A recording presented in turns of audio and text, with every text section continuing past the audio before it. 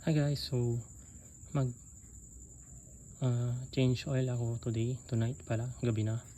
Gear oil lang kasi napalitan ko na yung engine oil niya.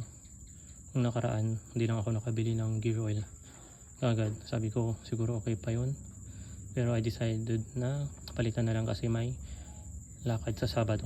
So gabi na ngayon, ang oras ay ayun, naputol. Bali 8:43 na ng gabi. So mga past 6 na kasi ako nakauwi from work, 1 hour ride. So yan, ang gagamitin ko palang gear oil today is to Pertua.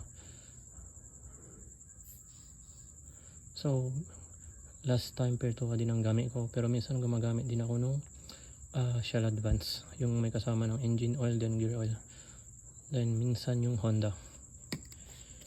So parang binili ko to sa Shopee, TikTok pala.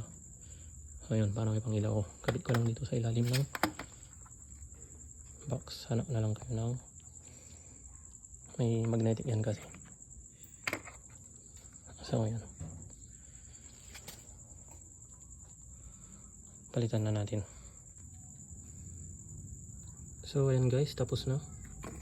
Ito yung unang galing, yung luma. Yung mga itim-itim dyan is dumi na talaga nitong lalagyan na nakuha ko. Nakuha ko lang kasi ito sa basurahan. Yun, yung ginagamit kong pang change oil, yun nawawala na naman. Yung itim-itim dyan, dumi na talaga. Yan. So all in all, mga lang ako, 10 to 15 minutes kung ginawa yung pag change oil ng gear oil. So yan, tinatanggal pala dito para sa mga hindi pa nakakalam is ito din, ito yung drain plug. Dito naman yung kung saan mo nilalagay yung oil. So pag natanggal mo itong dalawa, nag-drain na, una mo munang ibalik ito, then dito mo ilagay yung oil. Yeah. So ang size pala nito ay 12.